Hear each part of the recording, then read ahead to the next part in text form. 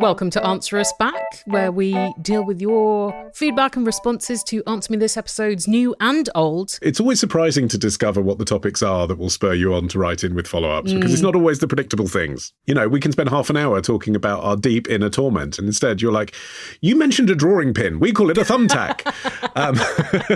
People are moved by what they're moved by, Ollie. It's not our souls. Well, this is sort of about our souls. Clever stuff. Thank you. Thanks. Yeah. It's from Eileen in Bridgewater, New Jersey, who says, I can't believe that you could have an entire conversation in AMT 420 about wet wipes, and not one of you once mentioned that the answer is to get a bidet toilet seat. No, we didn't, because A, that wasn't the question. B, if you're wiping down, say, a table or a seat on an aeroplane, you're just going to haul your bidet out and give it a good spray. Yeah. The question, to be fair, was, am I breaking the law for wiping my bum with wet wipes designed for hand use? So I don't think the answer to that could have been bidet, unless we were playing a parlour game. But anyway, she wanted us to talk about bidets. She says, I even had to go back and listen again to make sure, because I was sure I had missed it. She was so certain we would be talking about bidets. I had my head in the bidet and my ears were full of spray. She's also added an emoji of a brain exploding. From too much pressure in the bidet. She continues, whilst I prefer my warm water massaging seat with blow-dry finish, there are cold water manual ones available for those who don't have electricity near their toilet for $25 on Amazon. The cold water can be quite refreshing in the warmer months. Winking emoji. Easy install, and once you live with a bidet, you can't believe how disgusting it is to use wadded up paper or even a wet wipe. Get on the bidet train, folks. Choo-choo, all aboard the bidet train where the seats are wet. I mean, judging by the standard of the toilets on the Thames Link, I would not want to get on the bidet train. That's all I'm saying. It's closer to the ground. Yeah, sometimes an involuntary bidet situation on a train in Britain, Eileen. Yeah. But Eileen, thank you for sharing this public service information, because I guess I did kind of distantly in the recesses of my brain know that you could get appendages to turn your toilet into a bidet, but I've never looked at them.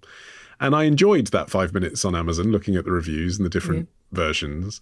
And I feel like some regret that I never reviewed one of these when I had a gadget column. It's kind of like a little wired karaoke microphone that you stick on the side of the rim, and then you can kind of reach down, pick it up and stick it down there. So it's like a kind of hygiene karaoke. Exactly. But even though I like the gadgetness, I wasn't thinking even for $25 that I want one. And I think the reason for that is the same as why I don't have one installed in my house. I had an ensuite bathroom designed in my house from scratch. It used to be the garage. Didn't even consider the bidet. Well, consider the bidet, Ollie. Consider the bidet. Consider the bidet. It's not just because I'm in the UK and it's not really a cultural thing here. It's because neither is having the weird shower head we have with like 6 completely unnecessarily rainforest effects. And we went for that. It was more just that it's the wet bum hole afterwards. I mean, there's no way of dressing it up. That's the thing I'd be worried about. I know you get that when you're in a shower anyway, but I'm not used to that on the toilet. I'm used to a dry bum hole after toilet paper, and I just can't make that leap. That's why you need one of those fancy Japanese toilets, Ollie, that both rinses and blow dries. Yeah. That I did consider. I did consider a fancy Japanese toilet, because of course I did. But it was a little bit out of our price range. Here is some feedback from a Swedish person who says, first and foremost, thank you for your tips and advice in Answer Me This episode 415 for our London trip. It was very useful. Good to be useful, like a bidet. During our trip, we noticed a couple of things we found a bit strange. Why does everyone working in food service, breakfast at the hotel, any restaurant or pub serving foods, etc., ask about allergies when you order? We both agreed that as adults, it's our responsibility to ensure we don't eat anything we're allergic to and to ask if we're unsure. We were asked absolutely everywhere, including places we only ordered drinks at. And we both agreed that as adults, that was a bad idea, because that's how you decide health policy, isn't it? Just 2 adults agree, and then you don't need to discuss it anymore. You know, I think they probably ask you because a lot of people don't volunteer this information. And if you have something like celiac, they want to know if they need to prepare your food in the celiac-friendly part of the restaurant kitchen, for instance, so they don't contaminate you with little granules of things that will fuck you up. Yes. I think it does have its roots, this, in a couple of really tragic stories about children dying because they had nut allergies that weren't declared in sandwich chains. Right. Like peanut vapor or something. Yeah. Or even fish, like fish for people, like airborne fish cookery. But basically, It is, I think, still your responsibility to say. I think what this is ensuring is they're taking corporate responsibility as an organisation, that they're training their staff to know how dangerous it could be if they, for example, serve nuts to someone who has a nut allergy, and to just ensure that that question has been asked as a kind of, responsible policy. But I do agree that if my child had a nut allergy, I would probably wear that on my T-shirt, and I would certainly be saying it myself. So it really is belt and braces, isn't it? As if you've forgotten to mention it. I think also remember, London does get a lot of visitors, not all of whom might have the English right and ready for explaining what their allergies are. True. But also true that it does. I mean, what frustrates me as just a pedant is when I'm in a coffee shop and I've literally ordered a black coffee and then they say, do you have any allergies?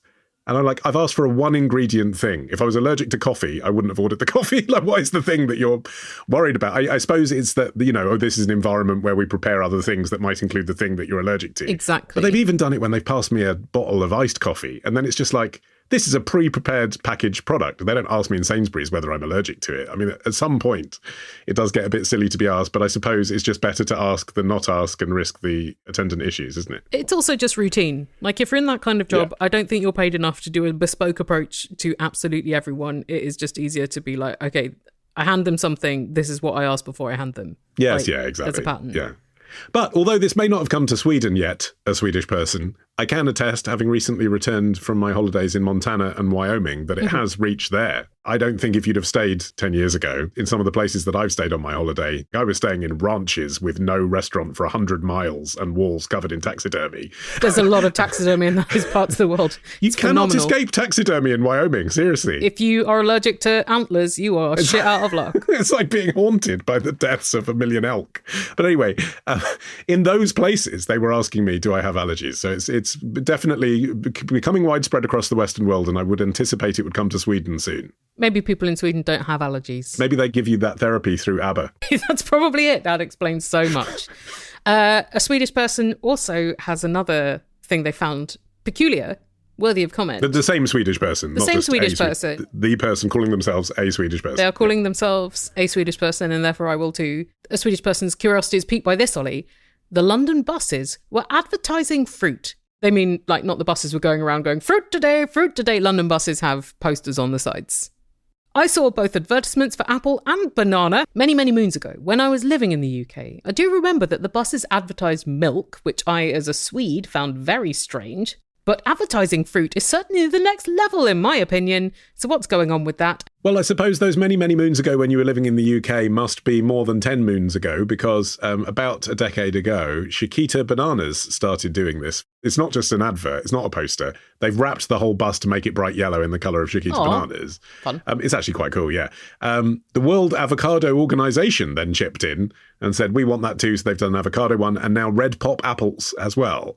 So it's kind of like a meme that was started by Chiquita of wrapping buses in fruit colours, and then other people copied it. Why are they doing that? Well, according to John Cockle, Chiquita's head of Nordics, UK and Ireland, so this could be coming to you, a Swedish person, he says in a press release from 2021, but I checked on LinkedIn, he still has his gig, quote, the double-decker buses are synonymous to being considered London's national symbol. Is a strategic avenue to bring local residents a dose of fun and excitement. You were demonstrating that, Helen, weren't you? When I said they were bright yellow, you said that's fun. You were mildly excited. Worked on me. Oh my God. Advertising, I'm more vulnerable to it than I realised.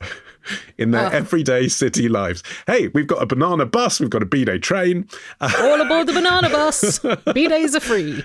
Our goal is to amplify the banana category positioning to support our growth in the UK. So there you are. The banana category has been amplified. The thing is, though, when you're in the supermarket buying bananas... Yeah, you just buy the bananas, don't you? Right. Yeah. I might look at what kind of apple, because there's some kinds I like and some kinds I don't. Banana, is it... Yes, I totally the agree. amount of green plus days during which I need to wait for it. I just would not be looking at the brand at all. No, I didn't. So fuck you and your bus campaign. I mean, I agree with you when it comes to bananas. I read some research that said the banana's like the most popular product in the supermarket. I mean, the thing most people leave with is a banana or two if they go to the supermarket. It's always near the door, isn't it? It's right by the door because it's the thing everyone just picks. Oh, yeah, bananas. And I don't look at the brand. But thinking about my grandma was always an absolute fervent evangelist for the Del Monte pineapple. And once she told me that, never buy anything else. Really? They're sweeter and they're easier to peel. How many How many options do you have for the pineapple? Oh, I thought you were going to say, how many pineapples do I buy a year? Because the answer to that is 1. So right. Del Monte haven't really benefited. It's just when I feel like a pina colada. Okay, the Terry Memorial pineapple. It's like pineapple yahtzeit. But still, I'm amplifying the pineapple right here. Wait until the sponsorship money comes in, Ollie. We've also heard from BJ, who says, not long ago, you answered my question about what to do when people ask what my nickname stands for. Yes, she was reluctant to get into conversations about it. It was personal to her. Yes, I think that was Answer Me This episode 414. Does that sound realistic? Sounds good for the archivists. And that's a growth industry these days, being an Answer Me This archivist. Yeah. BJ says, I've twice tried, as you suggested, saying Boris Johnson, for example, and have gotten puzzled looks and further questions. I'm going to try again in the future. Thank you for answering. It sounds like we failed you, BJ. Sorry. And yet you're a satisfied customer despite our deeply unsatisfactory advice. Some people are just here for amusement, aren't they? Good to hear. Well, BJ also is moved to respond to a more recent question, the one about going on holidays with your family. BJ was listening to episode 420 while walking around the boat I'm currently on in Norway, and I was interested in the question about family holidays because that's exactly what has brought me to Norway. My mother lives in the US, and my wife and our children and I live in the UK, and each year we meet up for a summer holiday together.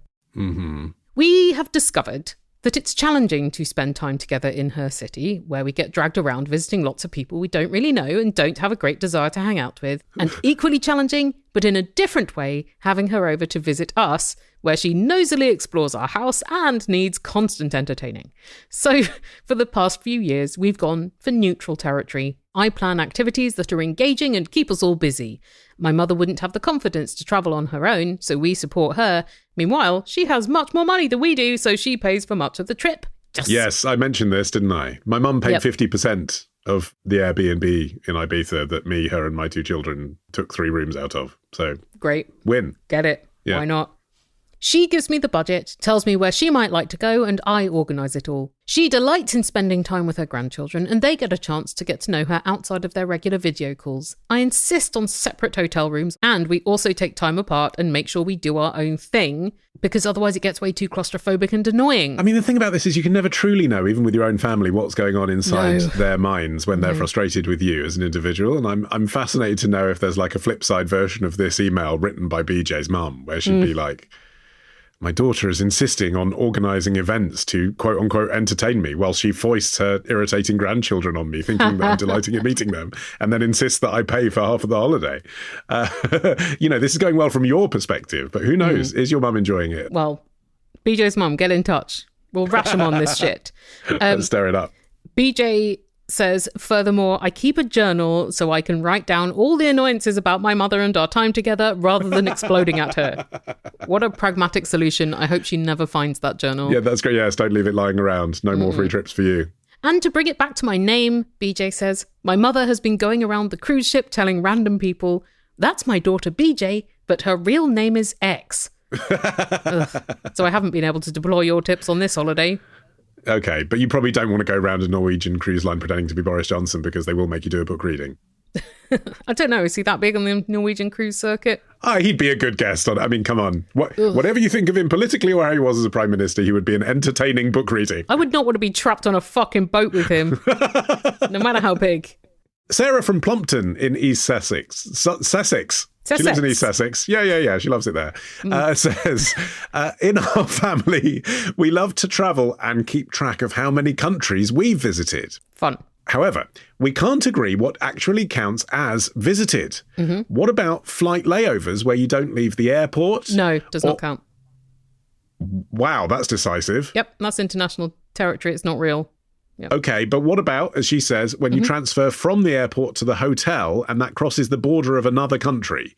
No. Does it count if you stop the taxi and get out so that your feet have at least touched the ground, but that only takes 2 minutes? No, I think you have to engage with something in that locale, even if scantily. So I think about this when I'm like, how many American states have I been to? Because there's ones like Connecticut that I've been through multiple times. Yes, same with Atlanta. I haven't been to Atlanta. I've just been to the airport. I've been through it by road and my feet have touched ground because I've been to gas stations and truck stops, but I don't count it because I've not seen anything of Connecticut. So I would say that too with countries. I think you need to eat a meal there or go to something. even if you just like go to sleep and get up and leave again, I'm not sure that would count. I think you need to have some interaction with something.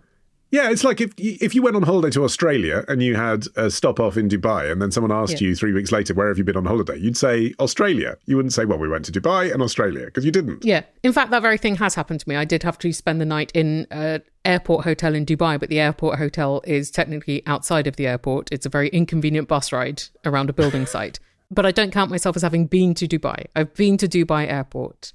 It's like in 2002, I went to Australia and there was an overnight outside of a Japanese airport, even though I had a spectacular breakfast buffet there. Wow. Didn't count myself as having been to Japan. That meets your criteria of eating a meal there. That was the first thing you said. In an airport hotel. Fine. Okay. Got to get out. I mean, it's true. I mean, airports are legally neutral territory, aren't they? But airport hotel, like you say, the definition's a bit vaguer. It's not international territory. Like if you do have to leave the airport on the little transfer bus to go to the hotel, it no longer technically counts international territory. Exactly. But I feel like emotionally it doesn't count as visiting the place. Yeah, I see that. But I also see that someone else might come to a different conclusion if they had a landmark enjoyable experience in that hotel. Oh, sure. If you have a landmark enjoyable experience at a truck stop in Connecticut, some of which are very comprehensive. You can get a haircut. You can buy an air fryer that plugs into the lighter in your car. You can buy some T-shirts with eagles and terrifying slogans on about gun ownership. Do I count it as Connecticut? Yeah. Not really. Not sure. Sure, I get that. I mean, obviously, it's not at all actually important to keep a definitive list of the countries that you visited within your family and have firm rules, because society will not fall apart if you don't do so. But I can relate because I've just come back from my holidays, as I mentioned, and we had a bit of airport fuckery on the way back, which meant that instead of flying via Denver on the way home, we had to fly via Chicago last minute. Right. It was annoying. Unexpectedly, instead of spending the last day of my holiday in a water park, I spent the last day of my holiday in Chicago airport, like in Home Alone. No. O'Hare is not a great airport compared to a water park. It really isn't. It's very busy. But I had to then decide, because I was in various souvenir shops in an airport, what else am I going to be thinking about once I've ordered my expensive lunch? I had to then decide, do I get a fridge magnet? So everywhere I go on holiday, everywhere I go for a day, every museum, every theme park, I get a fridge magnet. And this holiday, I'd already collected like 10. You know, I had them for the whole thing, all the way through Yellowstone, all the different markers that we stopped off at. I got a fridge magnet. Do you have one with the bison on it? Of course. Great. Yeah. Just checking. I've got one that looks like one of the national park signs with little things dangling off it. Lovely. An erupting volcano. Ooh. I've got a kind of camp cowboy looking thing where he's got like a pink hat and stilettos on. It's fun. But then I got to Chicago and I was like, have I been to Chicago? I haven't left the airport, but I've been in Chicago airport for 6 hours. Now, the ideal magnet in that situation would, of course, be airport. ORD. That's what I should have got. I should have got a Chicago O'Hare magnet. That would be legit. But I felt that I, nonetheless, with 6 hours to kill, could entertain the children by choosing a fridge magnet for Chicago. So did you? Well, the compromise was, Helen, I'm sure you'll be pleased to know that I did find a happy middle. Yes. I got a small fridge magnet. So whereas the places that I've been, it's a distinction that's only in my mind, obviously. But the places that we went to on holiday, like for fun, all of those places I got the most outlandish, huge fridge magnet, like, 4 inches thick. Well, someone's got a neon, big fridge. Yeah. Chicago, we got very much the $2.99, could almost be a sort of bag badge type size one. It's of the skyline as well, because I have previously been to Chicago and don't have a fridge magnet from that visit. Is it pre-fridge magnet collection era? Pre-fridge magnet collection, exactly, yeah. And Chicago has an incredible skyline, so it's worth commemorating. Yeah, and even the $2.99 fridge magnet had little snow falling on it, which was quite cute as well. I suppose you're not necessarily commemorating a place you went, but an experience you had. It's a bit like that question we had years ago where someone was like, I've done many kinds of sexual activity, but I have not done penis and vagina sex. Am I a virgin? Yes. And I think what we said was like, it seems that you feel like you have not fully experienced sex yet, but that wouldn't be the case for everybody. Yeah, some people would definitely consider themselves not. And maybe it's like that for you with the magnets. Yes, sure. It's the comparison that readily springs to mind. Exactly. In Answer Me This 420, we addressed a question about whether aeroplanes have keys. And I said that the big commercial planes don't have keys. You also speculated, Ollie, that some of the buttons in the cockpit aren't really doing anything. Oh, for show. Yes. Yeah, I feel like you were being tongue-in-cheek and that was fairly evident.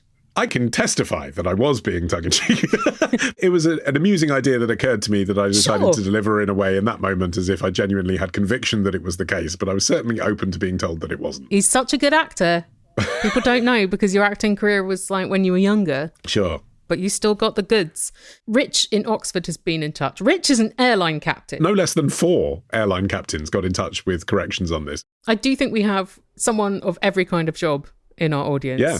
It's incredible. That's right. Well, Rich can confirm none of the buttons and switches on the flight deck are installed purely to confuse would-be hijackers. They are all, in fact, very real. However, Rich says, a large number of them, particularly the ones on the overhead panel, are used infrequently. Yes, well, that's what I was getting at, really. You look up, you're like, well, what would happen if you got rid of that one, really? You change that, so just played a tune. Yeah, I suppose the once every 3 months you need it, you'd be like, shit, it's playing a tune, now the plane's falling out the sky. Rich says these ones that are used infrequently tend to be for things like fuel pumps, hydraulics, electrics, etc., and are in general turned on at the beginning of a flight and off at the end. Sometimes they are used during the very unlikely event of some kind of technical failure or in-flight emergency. Yeah, actually, that's interesting, isn't it? You'll remember that the context of us talking about this was answering numerous questions about planes. And I did that whole business about airline seatbelts. And I was like, do I know what I'm talking about? This is just internet research. No one's correcting me about that stuff. Maybe you're right. Feeling quite smug about that. Yeah, maybe you're right. That should be the new name for the show. Maybe we're right. With Helen and Ollie. There's a lot of internet that is like that. Most of TikTok could be a fact. Repeat it enough times and it de facto becomes one. Say it with public school conviction and you've got yourself a large language model. You also speculated, Ollie, that the pilots for the commercial planes have to log on. Rich says there is no log on. The aeroplane doesn't know who's driving it. Now that I am surprised, genuinely I'm surprised by that. I would just think that was like the black box and all that stuff, scanning your pass, going through security. You've seen them, don't you? See the pilots go through security with all the plebs. Yeah. I thought they'd just have to like scan a thing so you know who's on the plane wheel. So that is interesting. Rich says, as Helen alluded to, we rely on the literal, quote, fuck tons of security to stop people from stealing the jets. Also, they're quite difficult to start anyway. That said, modern PC flight sims could give a wrong on the right knowledge quite quickly. Yeah, I've been playing a little bit with a flight sim on my VR headset. And the problem, if it is a problem, is that, of course, the most fun thing to do in a simulation is to repeatedly crash it rather than fly it properly. You might not even have, like, nefarious desires. You might just inadvertently be training yourself to become a suicide pilot by doing that because that's the fun bit. Cool. Maybe you shouldn't have that sim. Rich says, another kind of accidental security feature is that most airliners, at major airports at least, are parked nose in to the terminal building. You need someone in a vehicle, a tug, to push the aircraft back onto the taxiway. Jet aircraft don't generally have the capability to reverse under their own steam. Reverse thrust is a thing, but it's more for slowing down on the runway after landing than driving backwards. That's great. I didn't know that fact. Yeah. Thank you. I've seen that, obviously. I've seen vehicles tow planes, but I thought that was some sort of weird insurance legal thing. I didn't realise the plane actually couldn't reverse out. Yeah, I thought maybe it was to, like, not have to ignite the engine yet or something, but... Yeah, I just thought maybe, like, the airport's responsible for the gate, and then once you're on the runway, the airline's responsible or something like that, you know? But actually, that's fascinating to know that you could hijack the plane and then it can't reverse. That's brilliant. What would you do in that scenario? Well, you have to hijack a tug and the plane. Yeah, exactly. Yeah. That's a lot of business to attend to. Sure, yeah. Rich says, love the podcast, been listening since the very beginning and have recently got my teenage daughters into it. Lovely to hear. Thank you. Alyssa from Indianapolis says, you've already done an answer us back about your English vegetable suggestions for Dan from Pennsylvania to grow. But I'd like to throw in another fun fact that might be interesting. Cool. That's all we can hope for, isn't it? Could be true, might be interesting. Right before hearing his question on your podcast, she says, I had listened to an episode of Gastropod where they discuss the European tradition of using blackcurrant as the main purple flavour in things like Skittles, and also in preserves rather than our American route of using grape. Yes. Yeah, that's true. Purple sweets in America means grape. Purple sweets in England means blackcurrant. Never really thought it before, but it's true. I'd say generally outside of the US, grape is not a flavour that I've encountered very much, and particularly not that very, very weird artificial grape flavour that is very common in the States. You're right.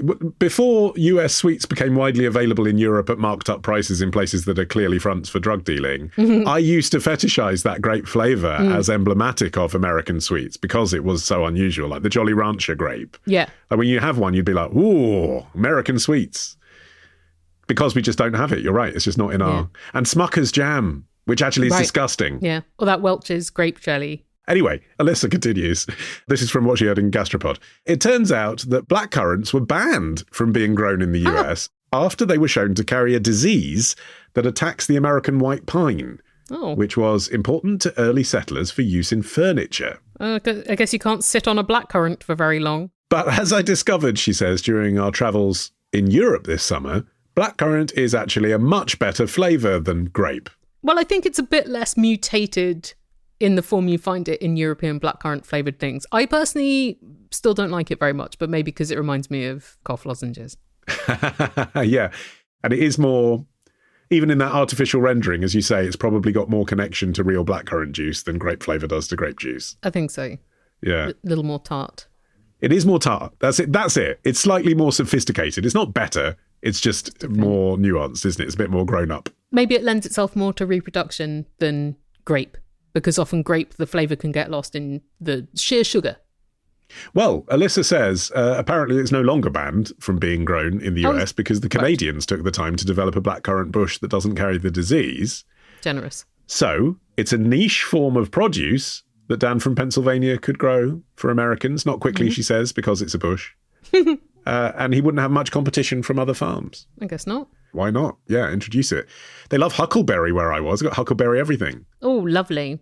Huckleberry liquor, huckleberry pancakes. Syrup. It's close to blackcurrant, isn't it? Yeah. And it's their local one. And finally, here's a message from Margaret, who says, during a night of mild insomnia, I was listening to Answer Me This 258, which must have been from, 2013? 2013, the prelapsarian times, yes.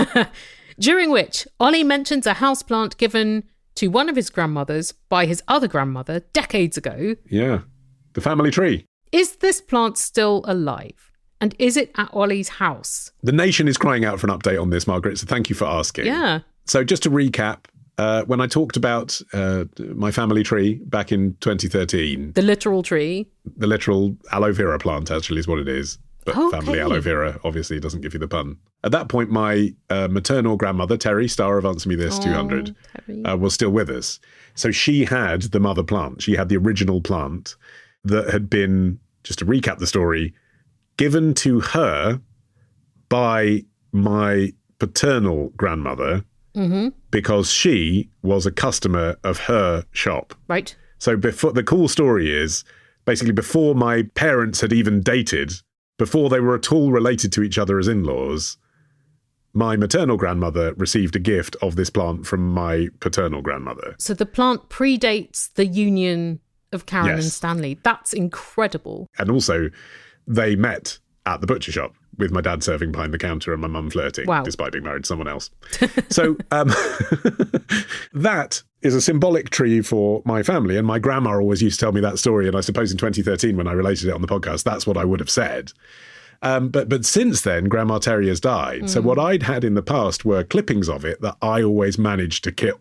My grandmother kept it for 40 years without killing it. I managed nonetheless to killed it on a radiator, killed it by underwatering it, killed it by overwatering it. Some plants just want to be fucking dead. They just want to be dead. Toddlers didn't like, dogs didn't like, underheated flooring didn't like, undercounting lighting didn't like. So it's didn't like you. Didn't like me. I shouldn't have this plant. But then what happened actually is when my grandma died, I was like, right, shit, I'm never going to get an offcut from this anymore. And I love this story, even though my children are completely indifferent about it every time I tell them, that this is this tree, this is a gift, kids, that your great-grandma bought your other great-grandma before they were even related. It's older than me. Look at it. Isn't it cool? And then they just shrug at me. I thought, right, I'm going to make sure I look after this main one. So I gave it to my mother-in-law because she's very green-fingered. She's got a greenhouse and everything. Nice. And she sort of brought it back to life because it was overwatered when my grandma died because everyone who came to visit the house in that period where you're clearing out stuff watered it and then nearly killed it. Oof.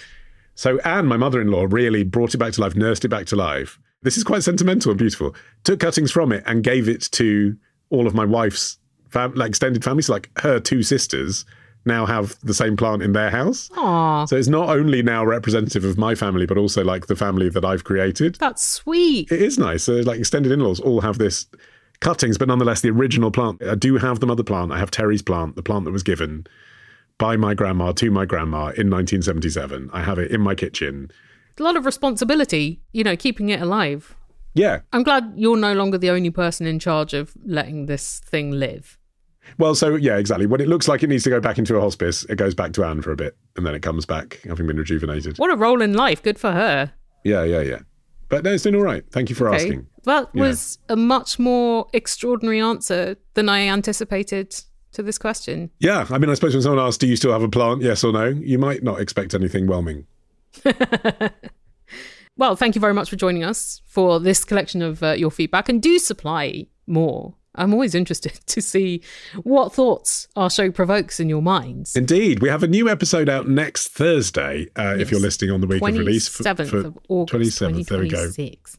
Do listen to that and respond to anything we say for a future edition of Answer Us Back. But also, as Helen's indicating there, do get in touch about the archive as well, because we love to revisit our past conversations without actually having to listen to them ourselves. Oh, gosh, yes. But you can listen to them, and you can listen to them all ad-free on patreon.com/answermethis. Yes.